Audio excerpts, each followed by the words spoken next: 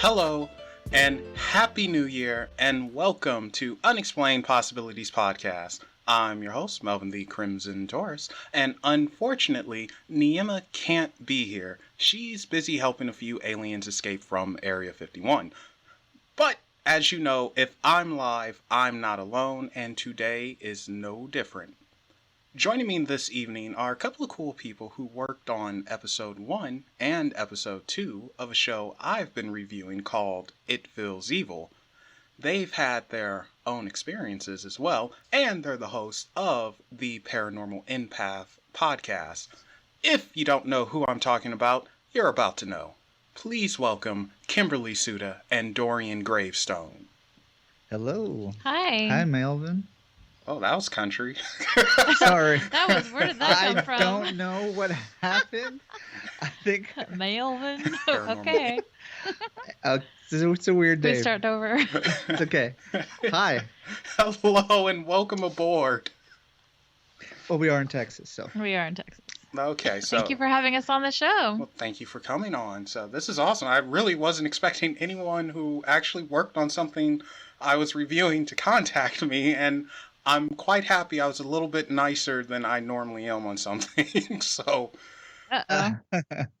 No, I was just saying, no, it was good. Thank you for having us. I know I messaged you on YouTube because I actually came across your videos and I think they were well done. And so that's kind of why I commented and was like, we enjoyed them. We enjoyed them and, agreed with some of the stuff you said, but also we wanted to give you some, behind the scenes talk if you wanted to have us on and you did.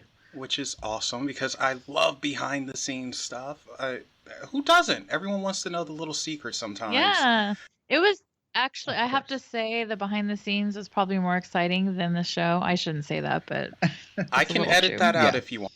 No, it's fine. Good. I mean, absolutely love Montana Jordan. I think she's a star that's gonna shine no matter what. But they're all the talent were nice, really. I mean, the team was great. All the talent was really nice for sure. But I'm just saying, there was some exciting stuff that nobody saw. Mm-hmm. And that's kind of disappointing. It's par for the course. Well, I mean, most of the time, Andrew and I actually were, because we were just PAs on this show, but so we were mostly just set outside with the craft table and the equipment, and so it was kind of fun though because the whole town came up to it, like literally. I mean, it's such a small town, that everybody driving by, it's like right along Main Street, the hospital, and so everybody driving by had to pull over and give us their story about the hospital, which was kind of interesting. And we kind of had to be like, sorry, we're filming right now, but So you guys can know they're talking about Yorktown Memorial Hospital in. It's about 2 hours from San Antonio. Yeah, which one's in San Antonio? San Antonio was Black Swan Inn. That's what it. Okay. Which is the next episode. Yeah, that's second episode. That's what it was. Okay. But yeah, we're close by. We're close enough. It's literally a one-horse town though, and there's got a really, really creepy vibe to it. Just the whole town, and should I not say that? But I mean, I kind of agree with. We weren't actually aware of that whole thing about how the dark vibes or dark energy was spreading throughout the town. They never really discussed that with us, but I have to say I agree. Yeah. And so we got to talk to some of the people that had actually been in the hospital previously and gone on tours. And there was one woman that spoke to us that lived across the street. You want to tell them what happened to that? Oh, yeah. Well, I don't know. Does he have questions first? Well, no, let's hear this. If you're able to yap and I'm able to be quiet, that's awesome. So, yes, say it. What's up? Cool. We can yap. Yeah. Oh, yeah, we can yap. That's cool. But yeah, so like I said, if people don't know, production assistants are out there. They're kind of just, we help out with whatever they need us to do. So you have, we'll help out with, whatever. So anything. Not important. I know. Move to the good stuff. Well, some people are not film people, so they need to know. Well, we were just basically set outside, literally right by the road. Yeah, and so they saw us. They saw cameras, and they came over. And like the one woman came over, and she said that she heard crying there late at night. like from the hospital. Mm-hmm. And then she told us that I think it was her grandmother and her aunt had gone on one of the tours back when they were doing tours. I think they're doing those again, but that something grabbed her grandmother's hand and like held it the whole time throughout the hospital. Kind of like if a little kid was going to hold your hand or something. Everybody had stories. It was like the whole town knows about the hospital, has been in the hospital. Yeah. And I think there's a book on it. Did you see that, or have you looked at that yourself? I didn't know there was a book. We saw it, I think, at some point on the shoot. And it tells like about like the supposed evil. There was an evil doctor who supposedly did experiments on his patients and dismembered body parts and burned them in the basement incinerator. You can still see the blood. I don't think they ended up putting that on the show, but you can still see the blood splatters on the wall in the basement from the triple murder-suicide. That was the murder-suicide. Was that on the show? I can't remember. Not on their show. I think it was on Ghost Hunter or Ghost Adventures. That one was on Ghost Adventures. I brought that one up. But the doctor, was it the same one who I think he slit someone's throat? Oh, this sounds so dark. Jeez. I know. Yes, so somebody went in just for a general like a general surgery on their, I don't know if they had a sore throat or I don't know what they're doing, something around that area, taking thyroid, something like that, and ended up getting a full slit throat. I hadn't heard about that one. And so, and the nuns kind of just went along with it and just kind of, or I don't know, it was just almost like they liked torturing people, or they just kind of like did a little extra than they should have. Well, there's an inordinate amount of deaths in a short period of time, which is why they got shut down. I think it was like over 2,000 deaths. 2,000 deaths in 8 years, I believe. And so finally, like the hospital committee or whatever around like surrounding areas was like, what's going on? So, and there was another hospital that opened up nearby that took their business anyway. So it was like both. It was like. Well, and also I wanted to tell you, so I'm actually really pretty, like I'm a spiritual person, but I've always been pretty skeptical about ghosties. Just not very nice to say, but energies like that, or dark entities or anything. I've never personally experienced it. And so I went into doing this show kind of like I wasn't scared at all. I was like, oh, it's just a bunch of BS. Like they probably do a bunch of little, special effects and tricks. And so I was like, I actually picked up the editor from the audio editor from the airport. And so the whole time on the drive, I was quizzing him. I'm like, so are you guys doing any tricks? What do you do? And come to find out that everything's like real above board, real legit. Yeah. They don't do anything that is made up. And of course, there's always the, editing a certain way in music and everything to make it more enticing. But no, it was everything that happened happened. And then of course our own personal experience with it. So I had my first paranormal experience on the job. Yeah. And I got called to do the show, and I was like, well, do they need another assistant? And so they kind of was like, yeah, actually we do need a second assistant. And so Kimberly's my bestie, and we've been talking about trying to help each other get gigs and stuff in town. So I was like, oh, let me call her. She doesn't seem like she'd be afraid of that stuff. And then she's like, no, I don't believe in that. And I was like, okay, well then come. We'll come and you can make some money and work on a show and we'll have fun. And I went in believing, because I've had a lot of stuff happen to me in the past, but I didn't really expect it.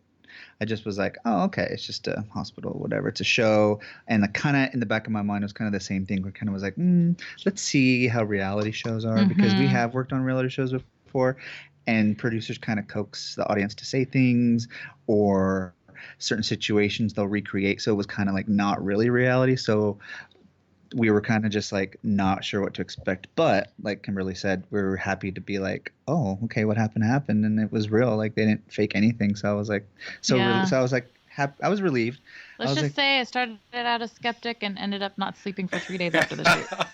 Yeah. It was a little effed up. Well, sometimes you got slapped hard, so there you go. But look at you now. Well, Andrew got burned a little more than me. Let's just say that. So do you want to hear the story of what happened to us? Oh, please. So let's tell him the story. Okay. She's so excited. No, I love it. We do have certain points of contention. Just fair warning. Don't you dare. I'm Just daring. kidding. No, So- okay, hold on. So first it started with me. Well, first of all, let's just say it was like midnight. Yes. Typical, right? Like you think that's made up, but it's true. It was like almost right at midnight, and we were sitting outside by the craft table again, which is like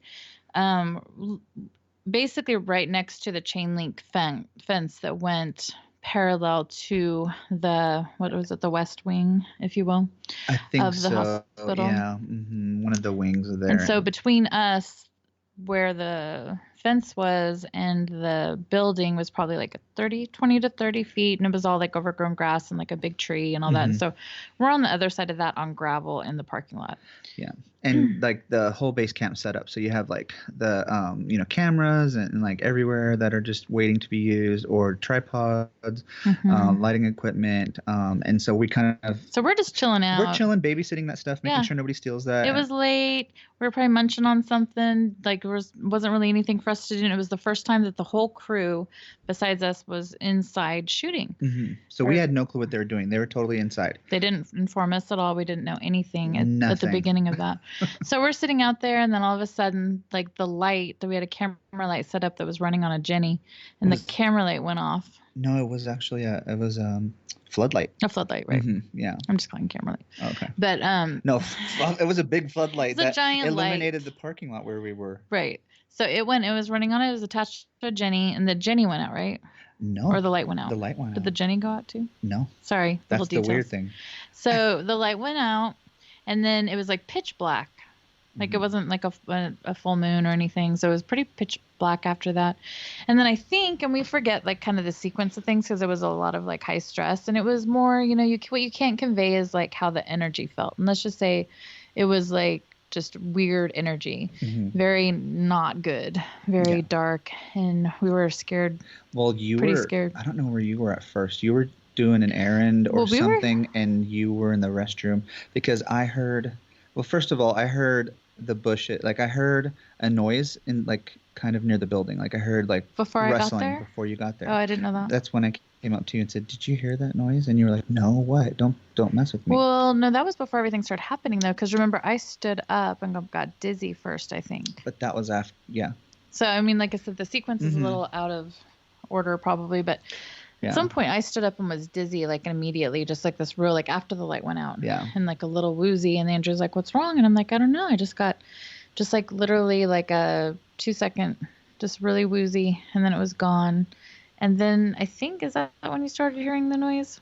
Yeah. Then I started hearing rustling in the bushes, but it wasn't just like an animal just hopping through the grass. It was like really hard, like if somebody was like purposefully trampling on like grass and sticks and like twigs and trying to break them.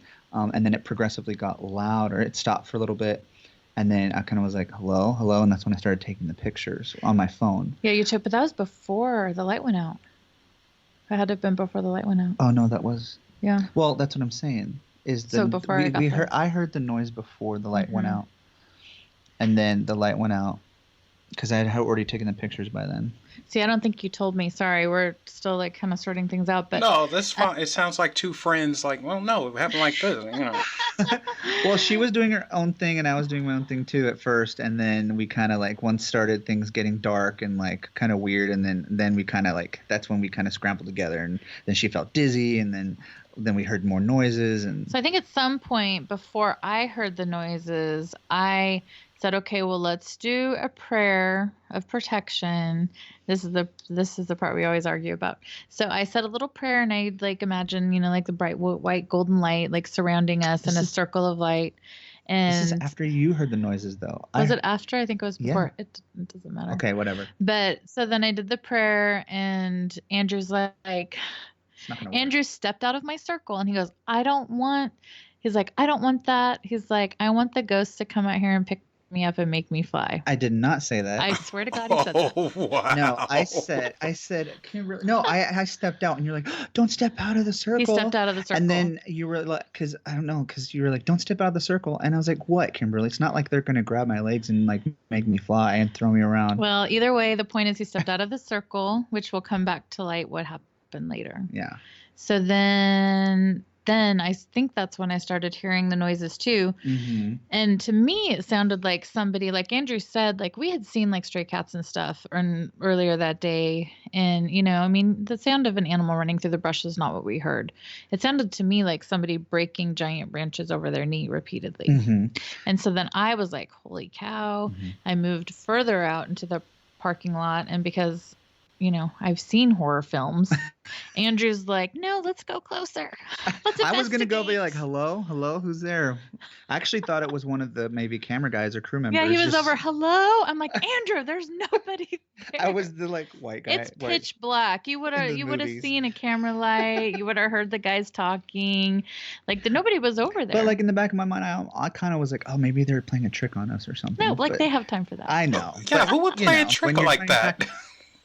I know. When you're scared, you kind of just think of rationalities like, okay, well, what if it's this? What if it's that? Yeah, so he's over there, and I'm just like, this is not good. No, and then we heard scraping like you did. I wood, didn't hear that. and it was almost like if somebody had boarded up windows, which they were boarded up windows, and if somebody was trying to like break them off or like scrape them off or like kind of like shake them. And so that's when I kind of went back, and you're like, Andrew, get over here. And I was like, okay. Then I finally was like, okay, that's weird. But he also saw an orb in the tree. I saw a light anomaly fly from the building out into the tree. And we actually caught one of those on camera. We have it on live video. Mm-hmm. And but I asked you, I said, are there lightning bugs on this Yes, area? he came back. Is there the fireflies? I'm like, Andrew, there's no fireflies around. There was none. Like, this is the only one I saw. So that was kind of weird. It's not a firefly. Well, you know, we're trying to debunk Yeah, it. of So we course. were like, okay, but there were no other fireflies that whole night. There and were it no wasn't other fireflies. really. There was nothing else out there, There was really. nothing. But we did see, like I said, this was a little bit later, the photos that he caught. And one of the photos shows the light anomaly exiting that same part of the building. Yeah. And it was kind of bluish, a bluish light that was emitting its own light source. Mm-hmm. Oh. It was coming out of the darkness, so it wasn't a reflection of one of the lights in the parking lot. It was coming out of the darkness. You know, do you have an iPhone? No, I do not. Okay, well, an iPhone, it's something called Live Photo, and what it does, it kind of takes like a couple seconds before and after your photo, and makes like a small, kind of like a GIF. Yeah, small video. Or It's like GIF. 10. It's like 10 frames. Yeah, 10 frames. So you can like just say if somebody moved, and you can go back in there and edit and like pick the frame that looks the best. It's just, I guess, for editing reasons. So you can press and hold So you it, can- and that's when you can see the video play. Yeah, and so then when you do that, I mean, there was this weird squiggly line. I'm like, wait, what's that? And it doesn't match the light source that it was, you know. So then if you press and hold that live video, you can see it coming out of the darkness right there. And That same wing. Mhm. So then I think at that point, well, before the orb, but at that point after we started hearing more noises and he Yeah. saw that light anomaly, which I think is a different one than we have on the camera. But that's when I think one of the producers finally came out. And well, no, first I have my ankles. I think that was after she came out, actually, really? because we moved up. We were talking to her in the parking lot. because I remember showing her my ankles too. Mhm. Well, do you want to tell that part then? Yeah, sure. Well, okay, so Kimberly said she felt dizzy, and then she gets up and we do the prayer thing, and then I kind of step out of the circle, and then she uses the restroom, and then when I sit down, I started feeling there's a porta potty right there. So And I thought you were in the middle of the parking lot when that happened. yeah. Okay. But I sat down because I had pain. Oh, And so okay. then I was like, and then when you came back, I'm like, Kimberly, like, so what I started feeling was my whole lower body, like the whole lower half of my legs started burning really bad, like they were on fire. And it was really a weird feeling. Like just if I felt hot, and I was like, why don't my feet like my lower, like my leg was from my thighs all the way down to my ankles. I'm like, oh, I feel like burning, like somebody's holding up like a tiny match to my whole lower body. I was like, this is really weird. So then I sat down and looked at my ankles, and there's a bite. Like a bite mark on one of my ankles, and the other one. They look like bite marks, but they're not ant bites. And there was nothing. So I remember it happened. We were standing side by side next to each other in the parking lot. It's just gravel, maybe a couple teeny little patches of stray grass. So it's not like there wasn't an anthill around us. Nothing like that. I even looked around. Mm-hmm. And yeah, there was nothing crawling on me. And I didn't get affected at all. So it was just really weird. And so my theory is because he stepped outside of the I knew it was going to come back to that. Yeah. And so, but then, then I looked, and I was like, I looked up what ant bites looked like, and they didn't look like that. Well, I've had ant bites, and it didn't look like. So it was just some interesting thing, though, is one of you, if you did say grab your legs or toss you around or something like that. I mean, if it is paranormal, they grabbed your legs and they did something. They sure did. They sure did. So. Because, and it's funny because, if you did have an ant bite or insect bite, you would feel the pain of impact, like where they actually bit you. I didn't feel like I actually was bit. So that's why I got confused, because I'm like, I would have felt it bite me. And then my whole leg would have, felt pain. But I just felt like this complete warmth, like hotness, like in even, like it was like even. It wasn't like, oh, at this point you felt the bite. Like an inception point. Yeah, there wasn't an inception point. So that's also a weird thing. So I was kind of like, oh, that's kind of freaky. You made somebody mad. It's so freaky. I did. He sure did. Yeah. Well, then, so here's this is what was crazy is so them literally right then with all this happening, and again, like explaining it to you is not as heightened and like stressful as it was in the moment. So we were both like really, and both of us had chills and like, oh my God, just totally freaking out. And then one of the producers exits the building, and she comes over and talks to us, and we're like, oh my God, you're not gonna believe what's happened.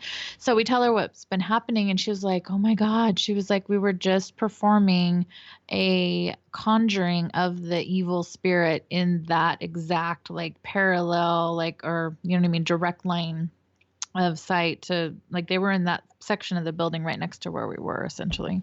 Mm-hmm. And they were on a different floor, so we didn't even hear them there. Like, well, it's stone. You couldn't hear anything inside the building anyway. So we didn't know what they were doing. And yeah, she's like, okay, yeah, they were just summoning something.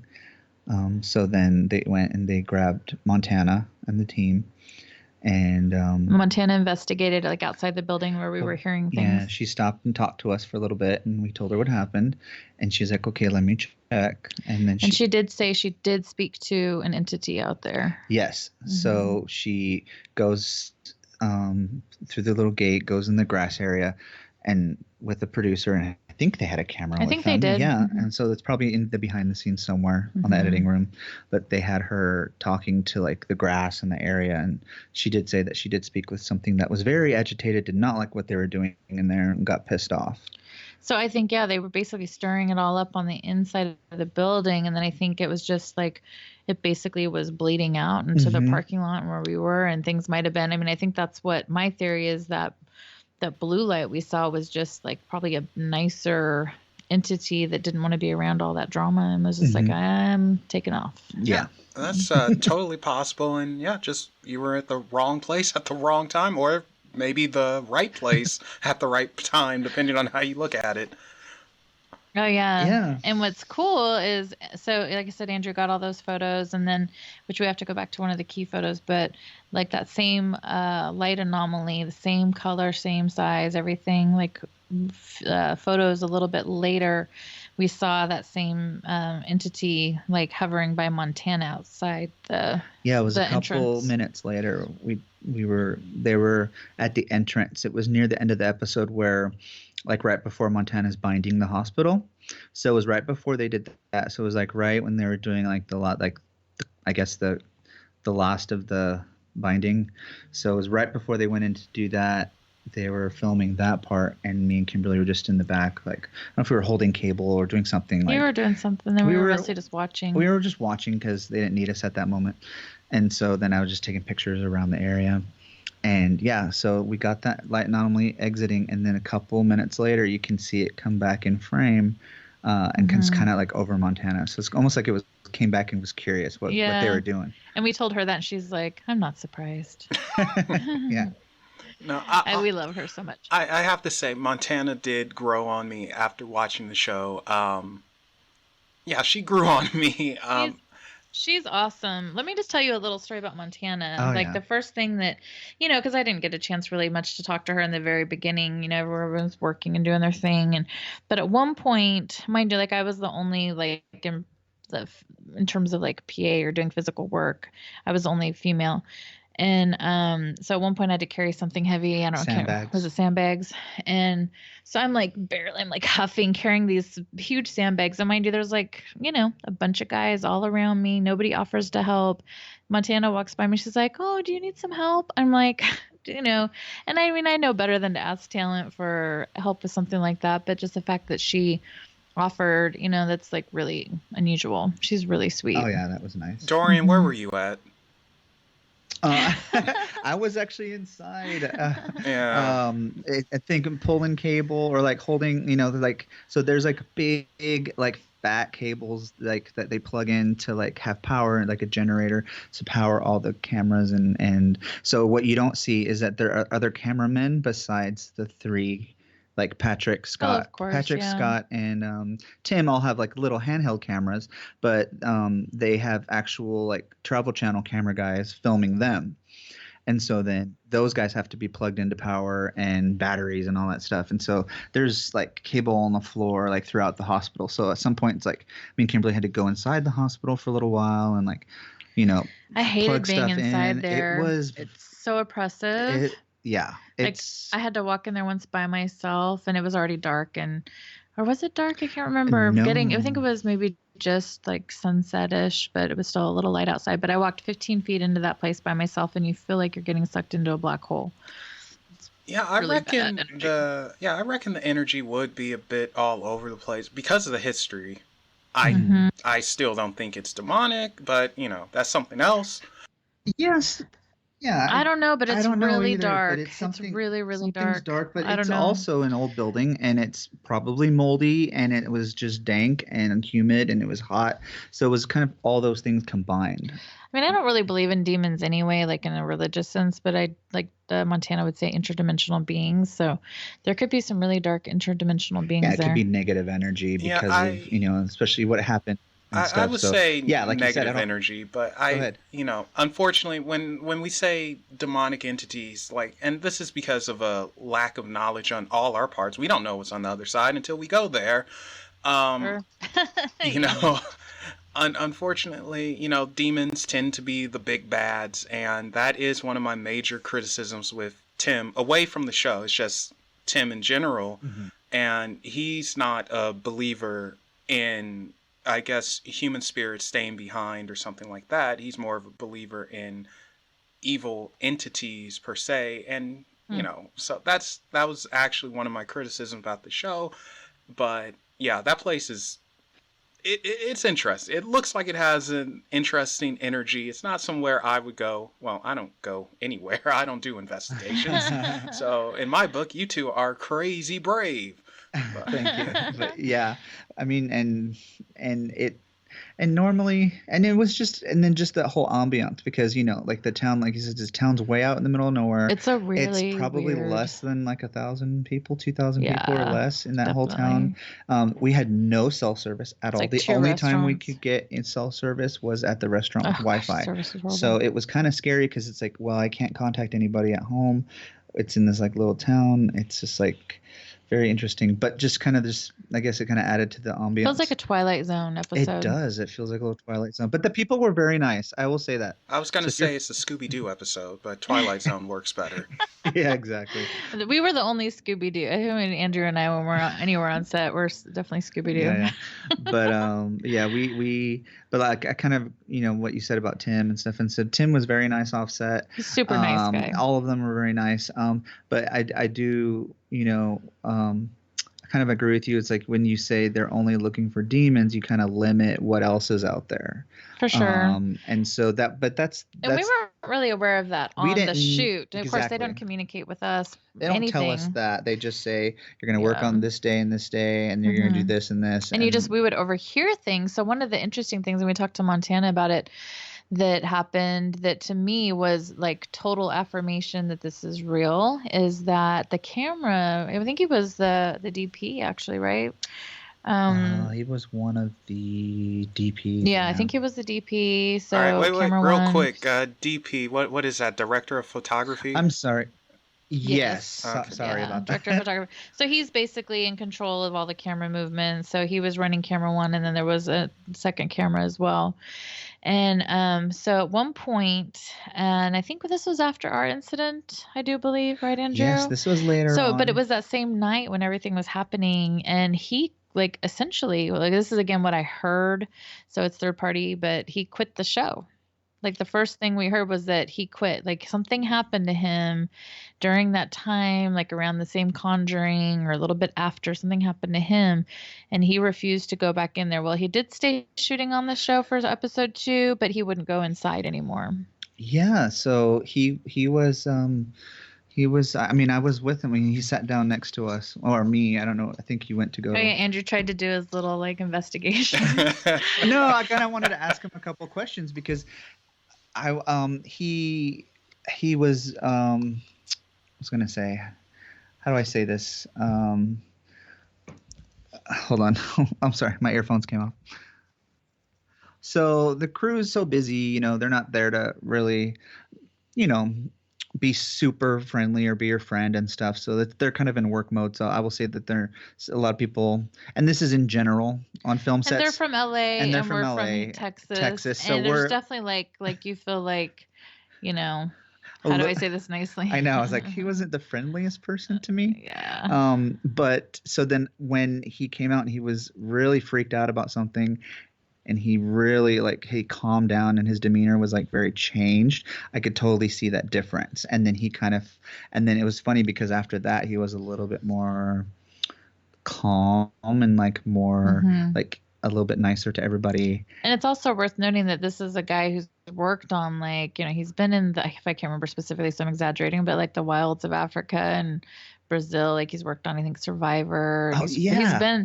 He's been through some rough stuff, and so but something happened to him that scared him literally so much. And I know that he's Catholic, he's Hispanic, so he's from Puerto Rico. And believe. So he wouldn't tell anybody what he saw. He didn't even tell Montana. He didn't even tell Montana what he saw, but he asked. But she smudged him. Yeah, he asked her at the afterwards. Well, they had to take a break. They said cut. He left. He came out of there, and then he just was like, I can't go back in. So he asked Montana, can you do a little prayer with me? And is it okay if we do this? And so that was very interesting. And I felt sorry, and I felt really sad that he felt like that. But it was just kind of I'm still dying to know what happened to him. I know. So I was just trying to be like, so are you okay? What happened? He's like, I don't want to talk about it. I'm like, okay. No problem. Yeah, he didn't tell anybody from what we could tell. And then Kimberly, I don't think you didn't go to Black Swan, did you? Mm-mm. No. So then I went to Black Swan the next day, and he did a lot of the exterior shots, the drone shots, stuff outside. He did not go inside at all. Cool. But before we get any further, we have to me, the most impactful evidence that we got when we were there, and to me, the proof in the pudding, if you will, is, again, this is my perception, but I think we caught a ghost nun on camera. Well, Andrew did when he was saying he was over there getting those photos before the light went out. You can clearly see, I don't know if you happen to see that he posted the photo on our Facebook page, but you can see definitely a profile of a woman, and the way her hair is, it looks like it's kind of going back like a habit. And I have shown that to several people who are very sensitive to, just energy and spirits and things like that. And one of my friends, I've known her for 20 years, and she looked at that photo the second she saw it, and she goes, that woman is evil. And the interesting thing about it, though, is that, again, back to the live photo on iPhone, for those of you that are familiar with that, so when you go into, so you can see it, and it looks like basically it's almost like noise. There wasn't fog, but it looks like fog, like around the camera, like a mist. and so yeah, like a mist, and like you can see her face in that. But when you go into the edit mode and you look through every keyframe, including the keyframe, the set keyframe, which she should be on, should be just a replica. She's not there. So she's not on any of the keyframes. Yeah. So And she's when not you there at all. yeah, and then when you hit cancel, there she appears again. So it's almost like I don't know, like caught her between keyframes. Yeah, it's almost like caught her in between a picture. I don't know. But it's the weirdest so thing. weird. And I want to show it to someone that's like really technical, because it shouldn't, from an editing standpoint, that shouldn't be possible. Yeah. That's pretty crazy. That's rad. It's really cool. And it's more than just it just, two spots that looks like eyes. It's more than that, No, it's legit. And she's like, we went back to the hotel room after the whole experience, and we went through the photos, and Andrew's like, oh my God, look at this. And that, I didn't even tell you what it was. I said, just look. Oh yeah, no, the second you see it, and that's why I couldn't sleep. And also, like, the last thing they told us, which I think they kind of mentioned on the show, is that one of the entities, or the entity that they were trying to conjure or talk to, said that what they told us at the time was, I'm going to follow you home, and I'm going to kill you. Yeah, the EVP told them that it wants to follow us home. And so then when we saw her, I could not get her out of my head. And Andrew sent me the photo because I wanted to send it to some other friends and stuff. And I felt like I was in The Ring, the movie The Ring, and I was like passing on this evil to them. Just like, really, that haunted me for days. Sorry. What's scary about that is you're not too far off. That can happen. Really? Oh. Yes. It has to do with creating a type. It's a weird thing. It's still theoretical. But it's creating a type of bridge where you believe in that energy and you empower it, and it almost comes to you. It could track you almost. Mm-hmm. Interesting. Well, that's what it felt like. I didn't even want her on my phone, and she's in my Google Photos. But the second I dump it to show somebody or whatever, and then I delete it off my phone though, because I don't like her being on there. Yeah. And the other weird thing, we'll have to show you this later, because I can send it to you as a video, like we were talking about. Yes. So we took this one photo in the room, and I think it was that same day, but during the day, right? It was during the day. And we went through and just took photos of this wheelchair in the corridor, and then this room that just looks like an apocalypse, But what's weird about it, and I didn't notice this till I pressed the live video, is that there's a window, and in the window it looks like there's a storm going on outside. Oh. The trees are blowing massively, but at the time there was no wind. It was just a hot, oppressive day. But when you see that video, it looks like there's a massive storm. Oh, it's so weird. It's weird. And there's noise in it too that makes no sense. Correct. Remember? There's a weird noise, and you didn't, and you just snapped your photo, took a flash. Yeah, I just took a regular photo, and I said to Andrew when I noticed that, which was recently, and I was like, do you remember it being windy? He's like, no, it wasn't at all, especially like that. It was like a hurricane. Yeah, not that windy. Maybe a tiny little breeze, but not enough. It looked like the trees were swaying back and forth. It was just bizarro. Weird. Yeah, I'll send that to you if you want to see it. Oh, heck yes. Yeah. Yeah, you guys have some experience. I can send you photos and stuff. That it was crazy. It was really kind of cool, but also scary. Mm-hmm. Well, for you, I can imagine it's super scary because you're coming in somewhat as a skeptic, and now your whole world has been blown up. Wait a second, Yeah, but it's exciting. Yeah, well, it's new. I'm very spiritual, like I said earlier. I love I've always kind of explored what's beyond the physical, but not necessarily ghosts or spirits, but just us and our energy. Kind of like what Montana talks about. I find that really fascinating, the interdimensionality and all that. But so for me, this is kind of a little aspect of that.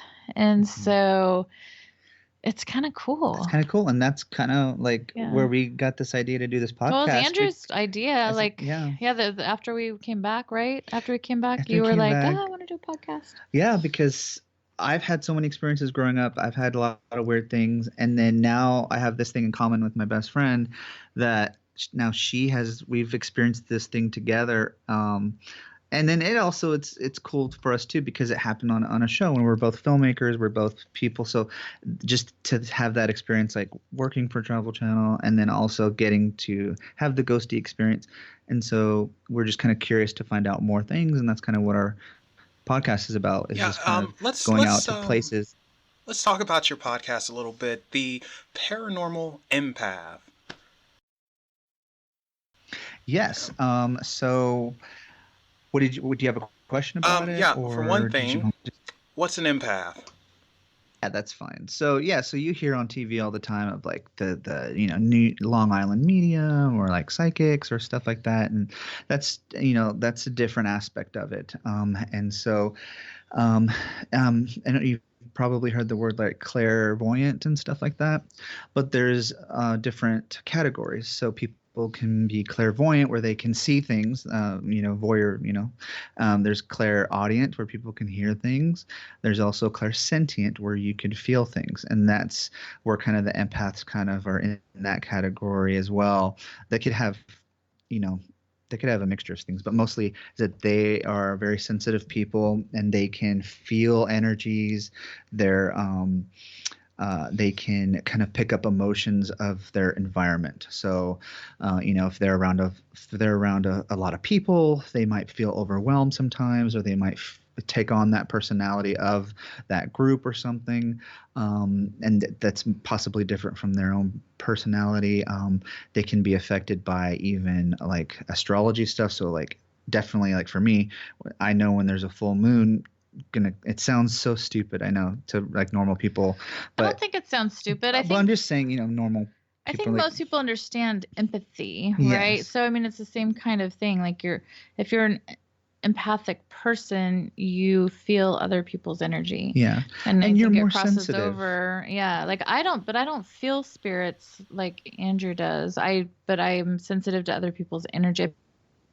But yeah, so that in the sense is somebody who's empathic. But for me, in my experience, I've grown up just caring a lot more than like I'm like super like I care for my friends and dogs, and just like when I see somebody hurting, like I feel sad, or when you see somebody really happy, then you feel happy.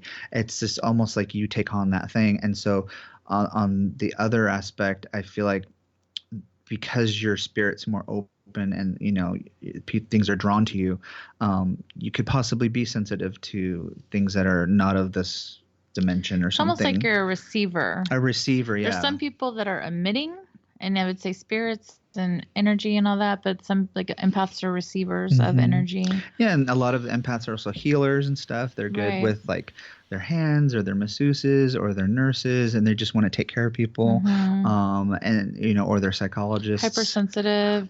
Like I can't watch. That's why I don't like horror films. Ironically, I can't watch horror films because if I see someone in pain, I literally physically feel it. I feel like someone like kicks me in the gut or the head or something when I see someone in pain. Yeah. I hate it. Yeah, like I hate seeing like people get their throat slit on TV, like and stuff, or like car accidents. Or car accidents. Like I'll get a headache from watching horror films. I have to like look away and be like, ooh. But I like thrillers. I like thrillers supernatural too. But anyway, stuff. That's another but story. But anyway, so that's what kind of the empath. And so so it's not quite psychic. I don't see things like I do, but it's not like I can't just sit and have a conversation. Like it'll be quick things that'll happen. Like I'll see a shadow person, or I've seen dead relatives that just that looks like Uncle George and Joanne. Oh wow, okay, that's weird. Or I've seen things that a lot of weird coincidences, or things like that. And what's funny about, real quick little fun fact, is the first interaction I had with Montana, she told me right away. She picked up on that. And so which ties into what helped inspire which made me you. a believer of psychics, because I never really I've never been to a psychic, never so been what a did medium, she tell you? Whatever. But like right before we were filming, everybody, the night before we got there, traveled there, checked into our hotels, we went out to dinner, and I didn't know who anybody was. And so then I happened to sit next to Tim or Patrick, I think one of those guys. I think it was Tim, and he was talking about like evil stuff, like demonic and stuff, and I kind of was like, oh, Sounds I like was Tim. like a little, yeah, and I was kind of like, oh, okay. And then Montana's like, well, did you prepare? Do you have things to like clean yourself or like ground yourself, stuff like that? And they're talking about like, the stuff to, cleanse them. And I kind of got nervous because I was like, oh boy. Oh boy. Because like, yeah, when you just hear that, you're like, oh, okay. So this is because I didn't even really know what the show's name was either at first. And then was like, okay, well, shoot, we're here to do evil stuff. Oh no. So I had all these like things going on in my head. So then after dinner, when we were paying for food, I go up to Montana and said, hi, I'm Andrew. I'm a production assistant. It's my first day. And I overheard you talking to Tim about this. And I was wondering how we can, since we're going to be at the hospital, how do we not take any energies with us back to the hotel or anything like that? How do I like cut that off so that when we go to the hotel, we're all alone in our hotels. I don't want to have any weird things. And she's like, oh, cool, very cool. And then she's like, wow. And she looked at me and she's kind of was looking and she's like, wow, I can really sense that you are worried about this because you're a very strong empath. I can feel that you do have a gift. And I was like, whoa. And then she's like, yeah, and it's on your mom's side and your mom has it and your mom's very sensitive and it's passed down through your grandmother and she has stuff too. And I was like, holy crap, that's like right on the money. And I was like, dang, now. And then that's kind of like I had this connection with her and I was like, wow, that's so crazy. And I said, yeah. And so she was super nice and stuff. But that's when I knew I was like, oh, she's legit. Mm-hmm. But anyways, so long story short, that's kind of like what our show is about as exploring things, kind of diving into this topic of empaths and what's beyond parapsychology, mm-hmm. What's beyond all this, like why do certain people feel this way, the non-physical reality, and also not exploring, like we're not looking for evil specifically. No, we are not, although we've come across it, but like we're just really interested in like trying to look at it from a very neutral perspective and just be open to what is there. So almost like true investigations. Mm-hmm. And doing it in a more natural way. Like we're not trying to provoke and be like, scratch me. We're trying to be respectful. We mm-hmm. really don't want to antagonize. Like if they don't want us there, we don't want to be there. Yeah. and trying to really be like respectful and different, mm-hmm. like a lot of the TV shows now, it's just like, hey, if there's something here, then you throw me and scratch me. Definitely will never say that. Whatever. I learned my lesson. Oh, yeah, you did. And so we're going at it in a more empathetic way where we're more like empathetic to people who died there and be like, we're sorry if you've died in a tragedy. Would you like to share your story? Blah, blah, blah, blah, blah. What happened here? Do you want to talk? Yeah. Kind of more in that sense, and we've, and that's kind of where our head is at right now. Okay. Yeah. Now I will say this. It's actually two things. The first is the first show I listened to. You connected with, where were you? Oh, I can't remember where you were, but you connected with the spirit who he said his name was Jose. That was at the San Juan mission. Yeah, San Antonio mission. Mm-hmm. Thank you. That was amazing, and cool. You were using dowsing rods, or what's the other name? Divine rods, I think. Yes. Divination rods. Yeah. Mm-hmm. Yeah, that was cool. Yes, that was so interesting. And I'm going to put all the videos that we take, and I'll put them all up on a YouTube. I'll make a YouTube for Paranormal Empath so we can show that part because it's so interesting to see the dowsing rods move. It really is. They're and, kind of fun. I don't know. It was like everybody uses all these like fancy tech gear and all this stuff, but it's like for some reason I just felt like, you know what? Let's try to do something more old school, the way they used to do it a long time ago. It's not invasive. It's not scary. It's also cheaper. And there's no like tech like it's not. There's no electrical stuff that could be like. You can't get really a false positive on your cell phone because your cell phone's too close or something, it's like my only thing is questioning whether it's picking up water, mm-hmm. which originally they were used for is to find, they would, the things would cross in your hands. But it is moving back and forth in the same spot a lot. So that's why. You can always ask if it's an intelligent energy or not. But it's ways to make sure, so you'll know the Correct, difference. and that's why we ask the questions in the beginning. Hey, if we're going to ask you a question and the answer is yes, please show us what that looks like. So you establish like what that movement is. And then same thing with a no. You say, okay, well, if we ask you a question and the answer is no, show us what that movement looks like. You remember what that is. So then when you do ask those questions specifically, it repeats that same movement, yes or no. And so then you're like, oh, that's so weird. And so again, I was more skeptical, but then I got to, so I don't know if you listened to the whole episode, but when I tried it, it didn't work for me. But then I got to use them when it'll be our next episode coming up at Hot Wells, a ruin here in San Antonio. And it was like the spirit we were talking to was answering me and not Andrew. So he's like, well, here, why don't you try him? And they were super active that time. And it was really, really interesting. And we felt like there was literally like a party of spirits still going on there at the ruin. We were getting because it used to be back in the heyday like this big party spot for like celebrities. Yeah, it was stuff. A big what's it called? Those they were partying in the afterlife. It was a hot spring. It was a hot area, hotel, spa. Okay. So that was kind of cool. I got to experience it. I'm gonna recommend you also try using a pendulum, and see if you. I have a pendulum. Okay, so yeah, try that. I haven't tried it though yet. Yeah, every now and then I use one, and you'll be surprised. So, all I could say is just make sure you're grounded, and make sure like you make it known that nothing negative is allowed in your space or anything like that. Like they're to stay away. And so I've never used them for spirits, but I've used them for myself, and I don't know who I was talking to, but I would ask it questions. Well, be careful with that sometimes, because sometimes they call it the higher self. I just say it's your own subconscious energy, and you can cause it to answer and all of that. But in a way, like even when using dowsing rods, whether it's a Ouija board, a pendulum, you are opening yourself up to the unknown and almost a door. So you do want to be somewhat cautious when you are just doing it just to do it. It's best to have in your mind a clear thought. Well, sometimes it's best to have no thoughts, but then at the same time, you want to focus on what it is you need an answer for, or who you want to speak to, and block everyone else out, something like that. Okay, great. But what have you used it for? Like, just curious, like when you do it, like have you gone to a place, or is it just personal? Or no, this is just for personal, and I used it to contact my spirit guides actually. Okay, cool. So I'll go down this real quick. The person who does the monthly tarot, Bonnie, she is, I guess you could say, aware.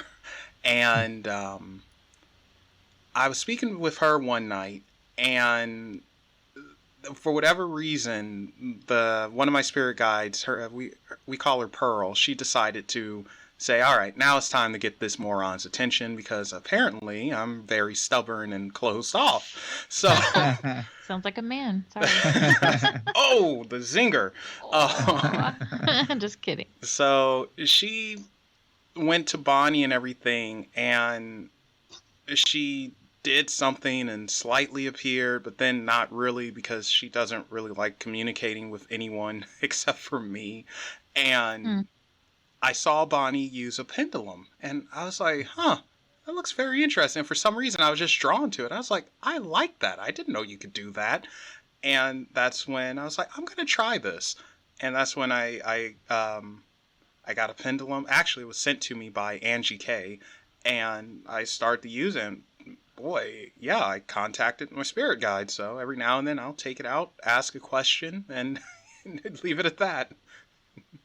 That's cool. Very cool. Very interesting. I used to use mine a lot, but that's back when I was like asking all these questions about relationships, and it lied to me. So I was like, done. Well, but again, it could have been the higher self. But that's true, and yeah, that's very cool. I'll have to try that. So I definitely would recommend that. And I am going to say this as well, and I'm only saying this not because I have like a butt ton of experience in the field, because like I said earlier, I don't go into the field, but I've spoken to enough investigators and everything, and I'm going to throw some of them your way if you would like to get them on your show as guests. Sure, that'd be great. Yeah. They always say, when you're investigating and you do come across a person's energy or whatever, don't ask how they died. And, it's just one of those things where we don't know if they're reliving events. They might not know they've actually passed away. Right. And, we do ask that a lot. Yeah. So don't do that. And yeah. Oops. Stop it. So, I mean, I'm not... Yeah, we're doing a lot of things incorrectly. Like the other night when we went out, like we've been doing protections, but at the same time, we haven't been really diligent. And like the night that we didn't bring any like protection, like that's when we like saw the shadow figure, and that was super scary. That was same night when we contacted Jose. And my friend, who she's really like, she's got like a history of like, not, this isn't Montana, but like a history of witches and stuff in her family, and she's like been into this stuff forever. And the second I told her we were doing the show, which is like just literally like a couple days ago, and she got mad at me. She's like, "You're playing with fire." She's like, "You need, there's like all these, I guess, like old ancient like sort of boundaries, like you need to say like to establish boundaries so we don't absorb any negative stuff." And I'm like, yeah, I think we need to be a little more diligent about that. Yeah. Now, out of curiosity, I'm sorry, Dorian, go ahead. Oh, you're good. I was just saying also, we should also be more careful because it is a real place. Like you do have threats of real people. There's homeless people walking around, or possible just people walking around at night being creepy, or and normal people. Safe. So we just need to be more safe. Maybe bring another person with us. Oh, I thought you were going to say a gun. Bring a taser. Well, we have a taser, and we forgot to bring it that night. But it's weird because I tend to be very like cavalier about stuff like that. And just like that night was like, we should bring a taser. We should bring a taser. And I was like, I was finally gonna bring it because I have one, but I hadn't charged it, and so it didn't. Like I was like, oh, we'll have to leave it here. But that's the night that I was like, I really wish we would have had it. Yeah, of course, always go with your instinct. Right. But just in general, yeah, we got to be safer about that. But go ahead. What was your question? Out of curiosity, the shadow person. Do you recall if it was dark or transparent? Completely dark. Dark black. As if it was absorbing light. Like it was like a cutout person. It was weird. That wasn't a nice one. Okay. Pitch black, even by the light. Pitch black. No illumination whatsoever. That was the weird thing. It was a weird thing. I have learned that usually the ones that are dark like that, you want to stay away from. The ones that are more transparent, though, they're okay. No transparency, but I mean, and you should have, like, the second we saw him, like, literally, like, I looked up, we were about to head that way back down the path towards the visitor center, and I look up and saw him, and he was, like, literally, like, his body stance was, like, it was like he was just staring dead on at us and, like, challenging us. Like, that was the energy.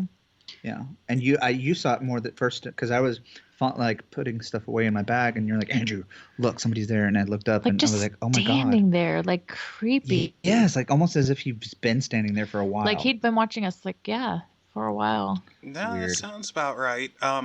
It reminds me of a friend. He was in Mexico, and he was dropping his girlfriend off, and he was driving back home to his village, and it's literally in the middle of nowhere through, I guess, a type of forest or something. Trees are everywhere. The energy of that place is just weird.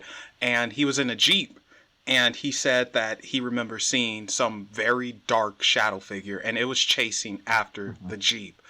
And oh, wow. Yeah, and because we were both car guys, he's like, I want to show you what some American V8 can do, and he punches it. But that thing kept up. It did not. It was right there with it. And so what can happen? Like, I mean, because this is all new. The shadow figure stuff is new to me. Like, so what if it did catch up with them? I mean, can they physically interact with this world? I think they can to a certain degree. I believe it takes a lot of energy, and they gather that energy, of course, from us and whatever is around. And I think that they try to get some type of connection to you, not necessarily an attachment, but some type of connection. Mm-hmm. And they will pretty much, how can I say it? They will show up mostly in your dreams, Mm-hmm. and they'll feed off of you, I think. Yeah. I Like a can't prove it. vampire, energy vampire. Yeah, like an energy vampire almost. But then Mm-hmm. saying that, we don't know if they're doing that for their own survival or because they just want to do it for fun. That's how they Yeah. get their kicks or anything like, it's a giant question mark there. Mm-hmm. But I do know that the darker ones, they can be a bit nasty. I'll say that.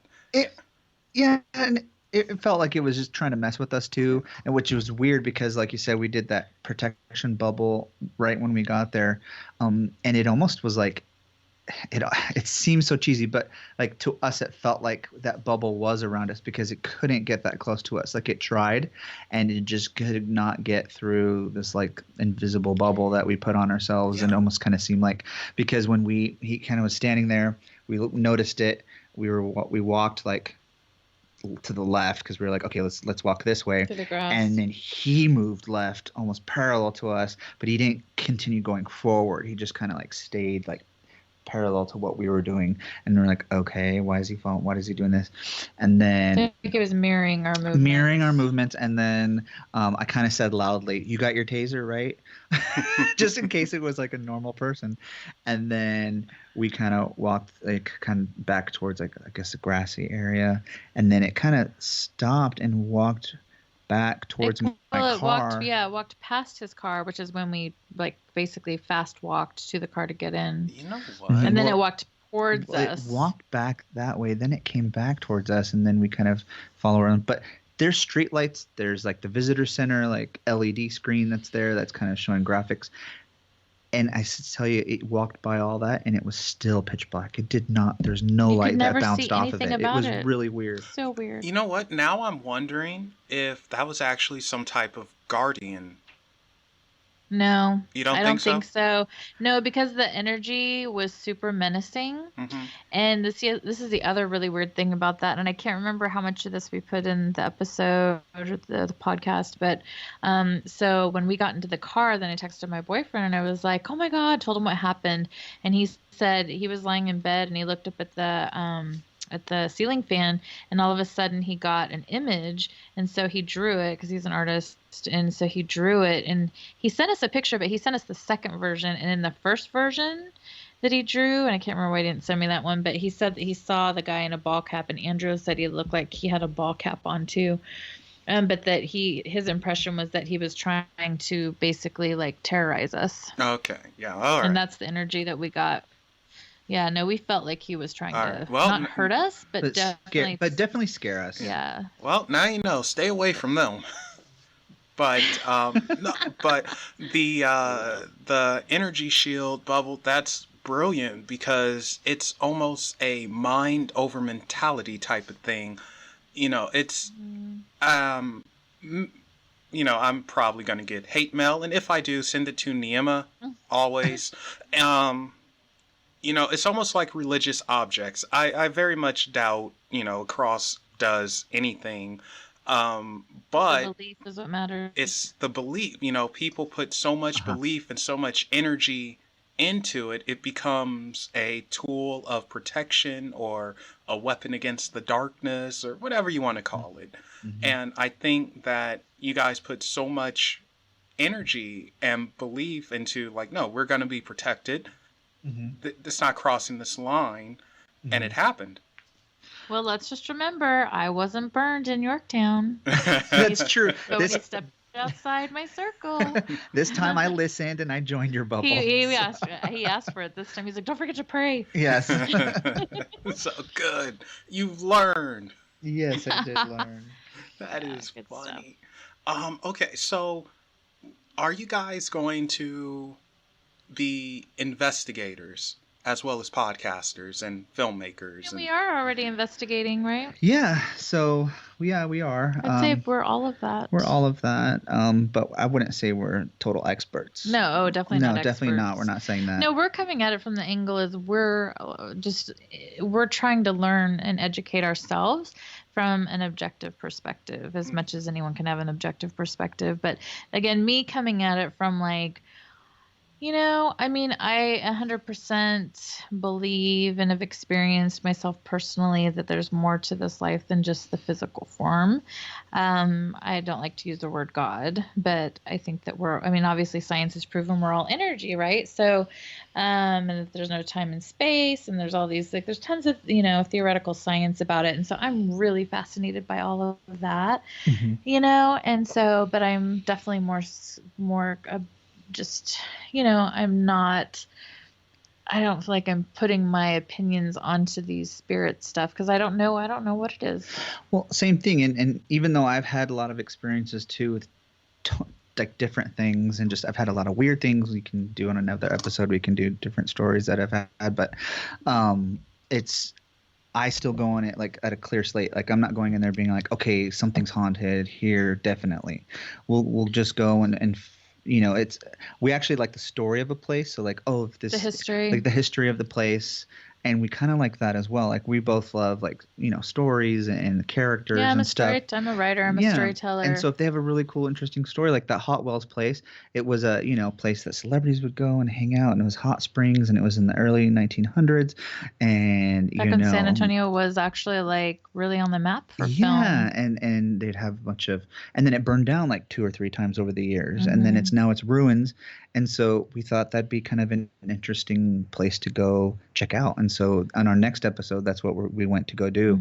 And so just those are kind of things. So it's kind of mixing all those things together, where our curiosity, our education, and then also just finding interesting places to go visit and see. And we'll see what we find. See what we find, like we weren't intending to find anything dark when we went to the mission. In fact, what the research turned up is that it was usually really positive spirits, and so the shadow figure was really surprising to me. That's true, yeah, because you were telling, we read the story that the pastor or priest that would go there actually wanted it to be a place of peace and comfort and good living. And so after we talked to Jose, it was like, oh, that's cool. It was kind of interesting. And Jose was cool. Yeah. He was and chill. Then he backed off when that thing came. Yeah. Sounds about right. When Jose leaves, you go too. Yeah. But yeah. So we definitely want to do more investigating, and it would be great if we could collab with more people out there, you know, and you know stuff. What? I'm gonna introduce you to Bonnie. She does investigations. She's in Texas. She is in. Okay. I probably shouldn't say where she is actually, but she is in Texas. Okay. Well, do you have an area like North Texas, South Texas? Because Texas is huge. So. Yeah, I know. All I can say is she's in Texas. Okay, that's fine. Yeah, off the show, you can tell us. Yeah. But yeah, we would love that. We appreciate that. Mm-hmm. Yeah. So and we don't have. Yeah. So yeah, she'll show you the ropes and everything. It'll be really cool. You guys will like her. If you actually want to check her out, she's been on Live Sci-Fi good bunch of times. Oh, okay. So she knows all those guys too. Yeah, she knows everyone. Awesome. So we are gonna start wrapping it up. My God, time flew. After all the issues we had too, like you guys, we started late because someone. Well, no, I won't put it on you. Dorian. We just. Sorry. We just had a lot of tech issues. Yeah. So. Well, I'm not on my computer. I'm on your computer. Yeah, that was the problem. We ended up using a different computer. Yeah. And an ice cream truck came by. So. And an ice cream truck. Yeah. We should have gotten some ice cream at least out of the I deal. Know. Nah, no ice cream for me. I'm on that diet for New Year's. Oh, good. I know. We're not. I'm like addicted to Coca-Cola ices right now, so that's happening. Oh. I have a Snickers here. I'm gonna eat after we get off. You know, it's the regular size. I'm happy for you guys. I just I have some turkey. I guess that works, right? That's good. That's a good start. Low fat meat. There you go. If we could figure out a way to use the paranormal to lose weight, that could Ooh, be that'd interesting. be Well, you can make deals. Don't say that. I'm just Go to saying. the crossroads. Right. It's true. Like, in all seriousness, it is true. You can make deals. But since you mentioned the crossroads, I have to say this real quick. So everyone, or most people know that the Crossroads became famous because the musician who went there at midnight made a deal with the devil. I was just going to tell you, yeah. But it turns out that it might be more truth to that than we actually think, because in Voodoo Origins, Papa Legba hangs out at the crossroads, and he's at all crossroads, and if you need guidance or help or anything, you are to go to the crossroads and ask him for help and guidance, and he will help you, and got to go from there. He's also the gatekeeper too. Interesting. So That's interesting. Well, what I was going to tell you is I just wrote an article. I think it was on bars or whatever, but check out bar, I think it's 414 at the Gunther Hotel, which is notoriously haunted. And they have a bar there that I'm trying to remember the name of. He's like an old musician, and he wrote like a bunch of his music in one of the rooms there, and I think one of his songs is about like the crossroads and all that, and a lot of people think he did that and traded his soul for fame. That's right. I can't remember his name off the top of my head. I don't remember, but I remember hearing that As a story. black guy. Mm-hmm. What is it? Robert Johnson? Yes, Robert. Yeah. The original Crossroad. Yeah, that's who. That was here. Yeah, that was here in San Antonio, dude. All right. Like he wrote like some music. Interesting. Here, yeah. See, the first time I saw the Crossroads thing was in Supernatural, the TV show. Oh yeah. Awesome And then- show. Yes, Great which show. is so cool. And so I was like, oh, that's interesting. And they did that deal. And then I think Papa Legba's in American Horror Story, where they do that and they make deals, and he, but obviously it's a more fictional version of it, but it's still kind of freaky. Well, another side note for those who are fans of Supernatural, what's his name? I'm bad with the names. The shorter guy. Dean? Yeah, Dean. Oh. Well, what's his real name? Jensen, I guess? Yeah. No. So the actor. No. he I owns thought. Oh, yeah, that's right. Jared's the tall Jensen, one, yeah. right? Jared's the tall one, Yeah. Moose and So Squirrel. Jensen owns a brewery. He owns a brewery up in Austin. Mm-hmm. Him which I and thought was cool. Jared I are wrote there an a article lot about now, that too. stuff like yeah, and that. I'm like, I need to go. I don't even like beer. Well, Jared Padalecki's from San Antonio originally, and No, really? and I think, and his wife owns a business. Oh, interesting. Or did. Oh, you're right, like a bakery, right? Like a bakery I or did know wedding about something. that. Wedding something. Sorry, we're getting way off topic. Oh no, Anyways, it's fine. They're from I like. Texas. They're cool. Yeah. No, it's fine. I'm a huge fan Well, if you ever of get- Supernatural, so. If you ever get over to Texas, we'll have to go on a little tour then. Oh, definitely. So, okay, and I think this is a good place to end it. But before that, where can we find and listen to the Paranormal Empath? Oh, cool. Thank you. Yeah. So if you guys are interested in listening to us, we are on all major podcast apps. So like Apple, Spotify, Google Podcasts, iTunes. iHeart. Yeah, Apple Podcasts, iTunes. Yeah. Oh, no. So that we're on that, and then soon to be YouTube as well. But yeah, definitely Spotify, Apple, iTunes, Podcasts, Google. And it's the Paranormal Empath, and it has a little animation picture on it. And we're gonna upload 2 more. I think we're gonna do two more episodes for the season pretty soon. One with one. And yeah, you want to tell them? Yeah. Okay, so for our season finale, we have guest star Montana. guest star Montana who came on our show. So that's going to be exciting. So if you guys want to hear about our chat with Montana from It Feels Evil, It was a fun episode. Yeah, it'll be fun. That'll be our season finale. So that'll be up next, I think, on the 13th. And you get to find out a little more behind the scenes of what happened to her that got cut or not included in the show. Exactly. She told us stuff that impacted her. Yeah. Mm-hmm. It was good. But yeah, so you can find us there, and then we're on Instagram at the Paranormal Empath, and our Facebook page, the Paranormal Empath. So, and check out the photo of the ghost nun on the Facebook page and Instagram, I believe. And so yeah, you guys can Instagram. comment on there. And we'll send you some more stuff too, by the way, after we get off. All right, right on. And thank you guys for coming on. I really, really appreciate it. It was a lot of fun. Thank Oh, you. you're welcome. Thank you for having us. What a and blast. we'll be back anytime you want. Just let us know.